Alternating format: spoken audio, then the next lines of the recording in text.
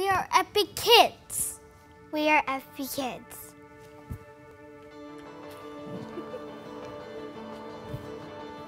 Yay! Hi, I'm Josie and I serve as a host for our large group team. So as a host, you get to welcome the kids in and they have tons of fun, but you also get to give them that experience of the love of God and the awesome Bible stories that we get to share. I am a small group leader and I get the privilege of spending Sunday mornings with some awesome 4th and 5th graders, and I get to talk to them about what worshiping God looks like. And when they're in 4th and 5th grade, we a lot of times get to see where they're starting to really understand who Jesus is and accept Him as their Savior, and a lot of times they're wanting to get baptized. At the 25th celebration last week, I had all Anderson kids and I had 2 that are talking a lot about baptism right now, so that's just super exciting. Hi, I'm Penny Wyrick and I am a leader for the fpKIDS worship team. There's something very special about a child's worship. They can worship so freely, so genuinely, and that just pours out into the group, into the kids that are in the room, into the leaders, and then just knowing the impact that's going to make throughout the week. You know, that they can talk to their parents and their sisters and brothers, that, you know, the songs and what that means to them and how that can transfer over into their lives. I just love being able to have impact in the world and to pour into them in that way. Just, there's nothing like it for me. Well, we've been attending Faith Promise for 5 years. We came to the North Campus the weekend after they launched, and Mr. Stephen, I call him that now, but his name is Stephen has been her small group leader all 5 years. He has leveled up with her each time she has leveled up, and it's been really amazing to see the bond between them grow over time. I mean, she was just 3 and now she's 8. And so he's come with her throughout the whole progression, and there's very few men that are in that role. And that's why I've always loved that he's her small group leader. I have all boys, so to be able to teach her about Jesus, and she teaches me how to, you know, not be so mean.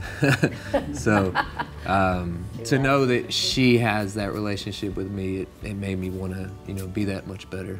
And every day just try to improve and lead the next generation. So. We met Susie at Tennessee School for the Deaf. She was our first sign language instructor, and she taught our entire family. And we came and tried Faith Promise out about 1.5 years ago, and the first person we run into in fpKIDS is Susie, sitting in the nursery. So when Finley came and I ran into Adam and Dakota, they wanted him to go on to his kids class, and I just told Angie I need to go with Finley. So that was so exciting for us to allow him to have access anywhere he went, and sure enough, she's interpreted in all of his classrooms, and when he goes to the service, it's been really incredible. At about age 3, we noticed that Corbin was having some trouble in classes. In his daycare and sometimes at fpKIDS as well. So we found ourselves in one of those situations where whether you're in the service and the family code pops up and you're holding your breath, or especially for me, when I was myself serving, I was always of a split mind, halfway thinking about, well, what kind of experience is Corbin having? I get to lead a Vol Kids class, and our Vol Kids class is the kids of volunteers. So they're able to go to one service and sit a service, so they don't have to go through the same class twice. So these kids all get to come to my class, we kind of hang out, we play games, we have fun. A lot of times the younger kids, when they first come in the very first time, and they see, you know, a lot of people in the classroom, and, you know, older kids, they tend to get scared, kind of be quiet. As Corbin did when he first walked in, he was 4 years old, and it was kind of intimidating. So I saw that in him when I first saw him, and realized he was a little scared. So just get down on his level and talk to him and joke with him. And if I can get them to laugh, that really just breaks the ice.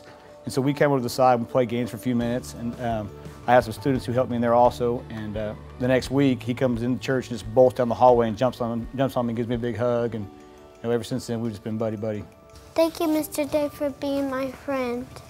Susie, we appreciate you more than we could ever express or say for what you do for our family. and giving him access at church. And you are our family. We love you. One thing that is always on my mind is preparing Kennedy for when she's older and to marry a good Christian man. And that's a big burden on my shoulders to set that example.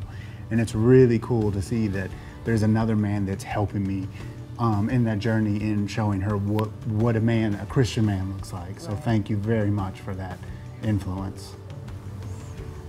I might cry.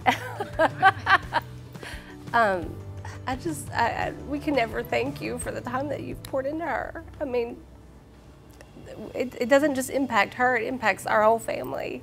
We could never, you can't put into words.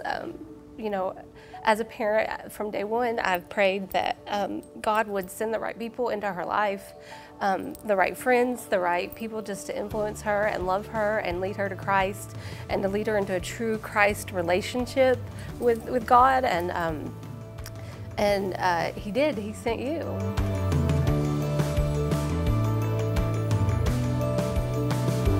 Engage the child. Engage the child. Equip the family. Change a generation. Change a generation.